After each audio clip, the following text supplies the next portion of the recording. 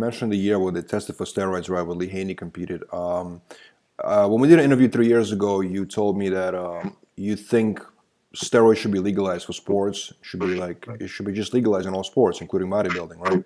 Do you Right. still feel the same way today, 3 years later?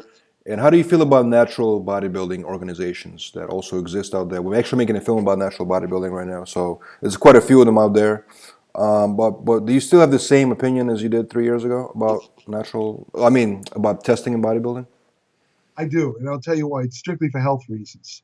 Because the thing is, the guys are going to take the drugs anyway. You could have drug tests, and it's always been a cat and mouse game, like I said years ago, between the testing organizations like WADA and the athletes. In other words, because there's so much at stake in professional athletes, you have millions of dollars where they can make, and in bodybuilding, you have the echelon, the upper limits of bodybuilding competition, like Mr. Olympia.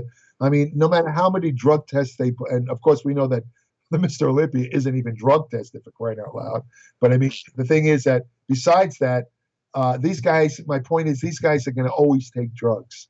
They're always going to find a way if they, they can, the steroid chemists that can come up with the so-called designer steroids, which already exist. There's always they can always design new steroid. They're always going to beat the drug tests. So the guys have to be monitored. In other words, if you make steroids legal, you have to have a proviso where the guys have to undergo regular medical testing. In other words, you have to see a doctor, have to have the lab test. In other words, if they're heading for a brick wall where something looks like it's going to go in their body, and I'm talking pretty thorough testing. I'm talking about, for example, cardiac scans where they check, let's say, the level of calcium in their coronary arteries, because I wrote about a study done a couple of years ago where they examined 14 elite professional bodybuilders. These were Mr. Olympia competitors. Now, this was a medical journal, so they don't list the names, but I knew who they were. Ronnie Coleman was in there. There was all the guys in that era, and 12 of them.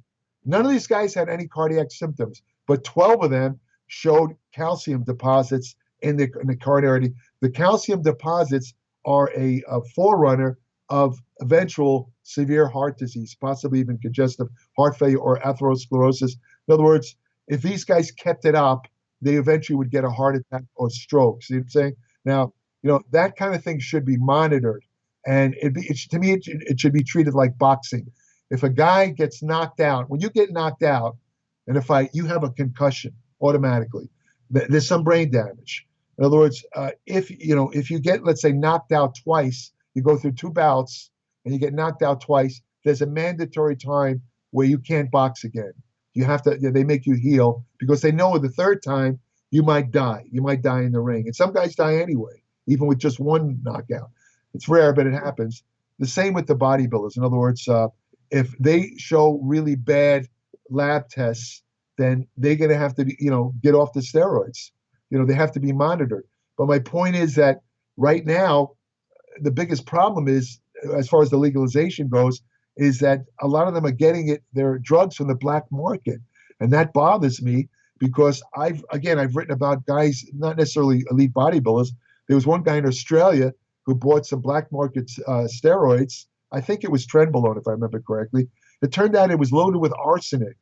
I don't know why they put arsenic in a trenbolone preparation. It killed him. He had no health problems. He was 32 years old, and he died.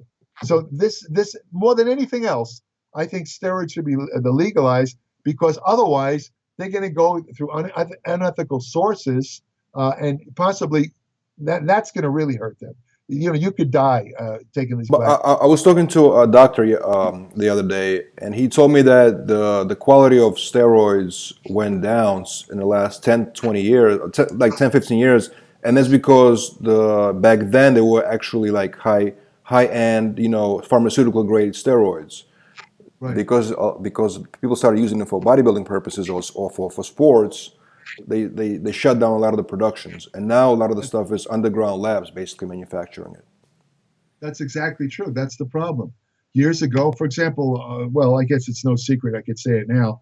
Arnold Schwarzenegger actually got his steroids, believe it or not, directly from a guy who worked for the Shearing drug company in Germany. I mean, his stuff was directly from the drug company. It was as pure as you can get, right? Germany's a stickler for purity in drugs, by the way, much more so than the FDA here.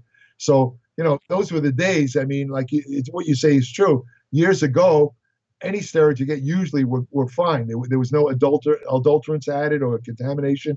But now, again, because of the restrictions, severe restrictions, I mean, doctors to prescribe an anabolic steroid, it's like what they call a triplicate prescription. And one of those prescriptions goes directly to the FDA, I believe it is. I'm sorry, not the FDA, the DEA, the Drug Enforcement Agency.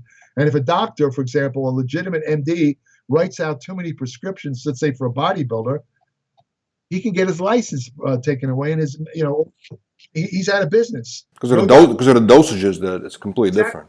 Right, Yeah, of right. course. And no doctor if you know anything about what it takes to become a doctor, nobody's going to risk that to help a bodybuilder. They're not going to do it. So the thing is, that leaves the only option to go underground and get these crappy steroids. And I'm going to tell you right now, Vlad, a lot of people don't know this. This is kind of like going to freak some people out, but the quality, every so often the medical journals, especially the drug analysis journals, they will work with the cops who, let's say, raided a place that sells, dealers that sell the steroids and the other drug. And what these scientists do is they analyze these black market drugs directly and they write it up. And I've seen them.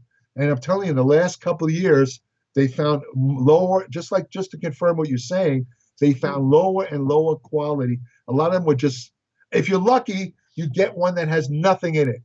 Basically, saline solution or oil. Doesn't have any a placebo for steroids. If you're lucky, because it's not going to hurt you, it's just not going to do anything. But in a worst case scenario, you have heavy metals in there, which can screw up your brain. And like they say, this one guy had arsenic. I mean, what does arsenic do? It's damn steroids injection, And then you got something like trenbolone, which, I mean, that was removed. That's never really been sold to humans. Only one form of it was. It's always been a veterinary steroid, like Finijet for years, all this kind of stuff. I mean, that thing, I'm telling you, more than any other steroid, the medical journal, they're always reporting case studies about always bodybuilders who got screwed up, either heart problems or liver problems or something from taking the underground black market trenbolone. And the significance of this is that trenbolone, I can tell you, is one of the most popular steroids. It's got this reputation for making you big and hard at the same time. It's a very popular underground steroid, and I'm telling you, it's crap. I don't care what any of these guys on YouTube say. I'm not saying every trenbolone that's sold in the black market is fake. I'm not saying that at all. All I'm saying is that when you buy it, you're taking a huge risk. And what I'm saying is if you legalize steroids, it would probably cut down. Just like, for example, when they legalized marijuana, the dealers of marijuana, they took a big hit because now people didn't have to buy, there you go, quality control. They make sure it doesn't have any adulterants and this and that. It's safer. And that's, again, that more than any other reason is why I still believe steroids should be legalized. I have a question for you, actually. So we are making a movie right now about natural bodybuilding, right? And basically, everybody's given a urine test. They will take urine tests before the competition, sometimes after, sometimes like in the middle somewhere.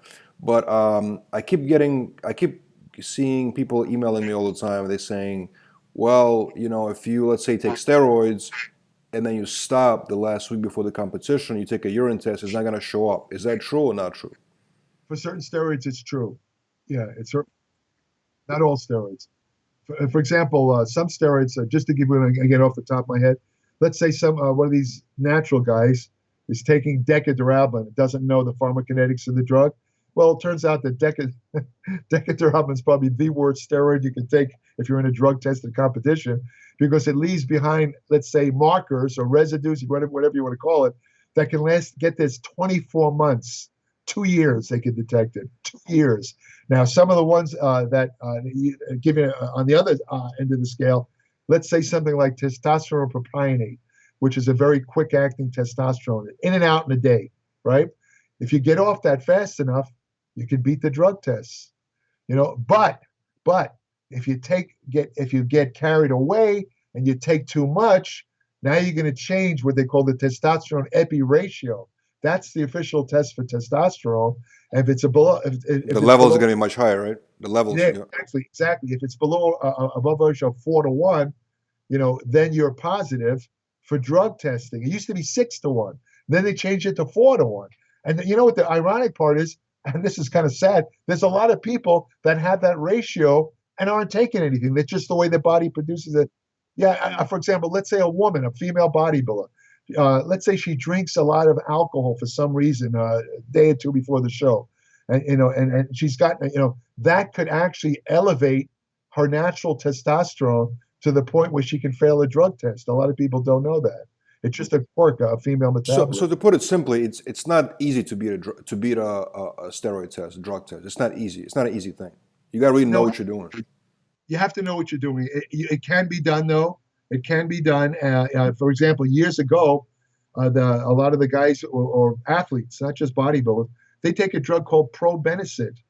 Now, probenecid would actually cause your body to, it would change the ratio of the epi to testosterone, so it'd make you look like you were clean. Other guys would, they would use other people's urine or something. I don't know how they did that. They'd put a thing under their shirt or something like that. Those are the way. Some guys believe that if you drank a lot of water, you could flush out the steroids if you get off, fast enough.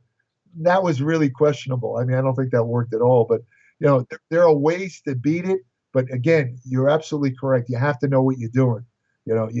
Because and again, it depends on which steroid you're using. Some of them are if you get off even a week before, you'll show up clean.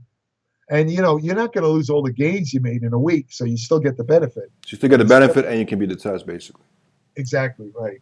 That's Yeah, that's the problem. That's the Interesting. main problem. Is the blood test more accurate than the urine test I when it think comes so. to steroids? I definitely think so. Yeah, yeah, but it's more expensive too, and a lot more expensive. Yeah, they're not going to go to the blood test. It's too. Now It's it's very interesting. Like a few years ago, they used to give a polygraph test. right, right. That used to make me laugh because the polygraph test is the easiest test to beat. Is it I, easy? I don't know. So I hear some people say it's impossible to beat the polygraph test. Some people say it's easy. if you know how to do it, if you know what the test looks for, it can be beaten. I mean, again, you have to know what you're doing. I mean, if you come in dumb, you're going to fail. You know what I mean? It goes by your respiration, your sweating pattern. There's a number of things it looks for. And if you know how to put your mind in, let's say the right setting is the best way to put it, you can beat it. And it takes some discipline to do it. It's not easy. Don't get me wrong. I'm not saying it's not super easy, but once you know what you're doing, it can actually be beaten. It's a very inaccurate way to test for drugs. That's God, what I thought it was very awkward to do that, right? Like a polygraph test. It's just so yeah, strange. and that's why they don't accept it in legal in court, because it's not accurate enough to be accepted as evidence. So all it does is give you a trend. Like in legal circles, they'll if a guy is suspected of murdering his wife, they'll put him on they say, well, are you willing to take a polygraph test? The guy will say, yeah, sure. And they'll take the polygraph, and they'll ask him a couple of things they know is correct, like what's your name, how old you are, to set that. And that's how they set the standard. In other words, they look at the graph, so then when he lies, they'll see the thing jump. You know what I mean? That's what they're looking for. So they'll ask him a couple of neutral questions, and then out of nowhere they'll say, did you kill your wife? Right? Now, if the guy knows how to beat the test, he'll say no, and sure enough, it'll be a flat. You won't get the spike. But in most cases, especially, see, they're tricky. They'll, a good, let's say, examiner will know. He'll kind of feel the person out and know when to hit him with the hard question. In other words, they try and get you by surprise, because even if you've mentally prepared yourself for the polygraph, if you're caught by surprise, you react too fast. So like the guy will ask him 20 questions that were all neutral, and then he'll say, did you kill your wife? And the guy will say, oh, no, but it shocked him, so the spike goes up. So what the polygraph is saying, he's guilty. Unfortunately, it can't be used in court. That's the It's just problem. a very strange way to do it for steroids. I always felt like it was kind of weird. When I found out, I thought it was weird. But isn't it true that, let's say if you drink vinegar, right, before the urine test, you give a urine test, it Yeah. skews the results? Now the vinegar is very acidic; it's acetic acid, but as far as I know, it doesn't. That's a kind of a myth. You know, it doesn't work. It doesn't work. Yeah, there's a lot of things that they talk about online. I've seen some of these forums about how to do drug tests. All I could say is good luck to you, pal. That's all I can say. Vinegar will work. You it, it'll burn your throat out, but I mean,